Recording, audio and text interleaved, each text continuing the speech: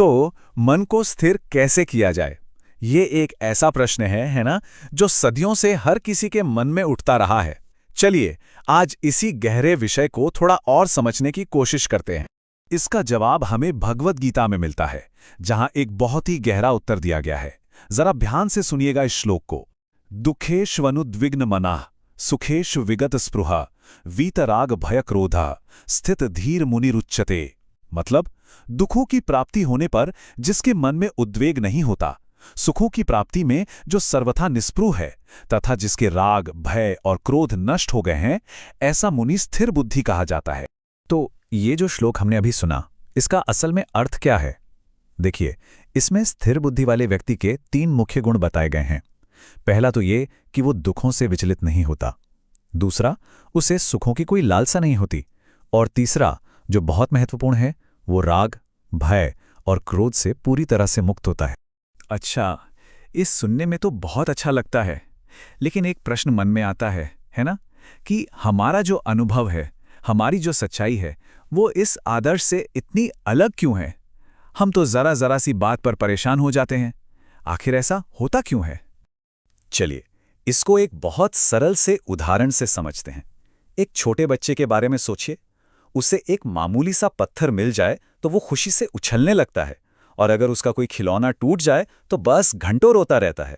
लेकिन वही बच्चा जब बड़ा हो जाता है, समझदार हो जाता है, तो क्या उसे इन छोटी छोटी बातों से कोई फर्क पड़ता है? नहीं पड़ता। एक और उदाहरण देखते हैं। मान लीजिए किसी किशोर को रास्ते में 1000 रुपए मिल जाएं, तो उसकी तो खुशी का कोई ठिकाना ही नहीं रहेगा। पर वही 1000 रुपए अगर किसी वृद्ध करोड़पति को मिलें, तो शायद उन्हें कोई खास फर्क भी ना पड़े। तो असली बात क्या है? समझने वाली बात यह है कि सुख और दुख वो बाहर की चीजों में हैं ही नहीं। वो तो हमारी अपनी समझ, हमारी बौद्धिक क्षमता और हमारे मन की अवस्था पर निर्भर करते हैं। वस्तु तो वहीं की वहीं है, पर उसको देखने का हमारा नजरिया, हमारा दृष्टिकोण, वो बदल गया है। तो फिर हमारे मन की इस सारी अशांति का मूल कारण क्या है? गीता के अनुसार ये है राग। राग यानी आसक्ति। और ये कुछ नहीं, बस उन वस्तुओं या अनुभवों से मिले सुख की स्मृति है जो हमारे मन में घर कर जाती है। अब ये जो राग है ना, ये अकेला नहीं आता। ये अपने साथ एक पूरी श्रृंखला, एक चेन रिएक्शन लेकर आता है। देखिए, सबसे पहले है राग, मतलब किसी पुराने सुख की याद।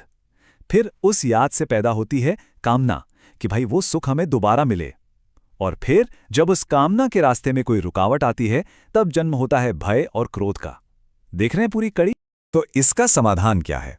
देखिए, हमें सीधे सीधे भय और क्रोध से नहीं लड़ना है, हमें उनकी जड़ पे काम करना है, जो कि राग है। जैसे ही हम राग से पैदा होने वाली कामनाओं का त्याग करते हैं, भय और क्रोध का तो कोई कारण ही नहीं बचता। और इसका परिणाम क्या होता है? इसका परिणाम यह है कि भय और क्रोध अपने आप ही समाप्त हो जाते हैं। और जब ये तीनों राग, भय और क्रोध चले जाते हैं, तो मन का स्थिर होना तो स्वाभाविक है। इसे जबरदस्ती करने की आवश्यकता ही नहीं है, ये अपने आप होता है। तो ये सारी बातचीत हमें एक बहुत ही जरूरी प्रश्न के सामने लाकर खड़ा कर देती है कि क्या मन की शांति सच में बाहरी चीजों पर टिकी है, हमारी सफलता, असफलता, इन सब पे, या फिर ये हमारे भीतर की ही एक अवस्था है? इस पर सोचिएगा जरूर।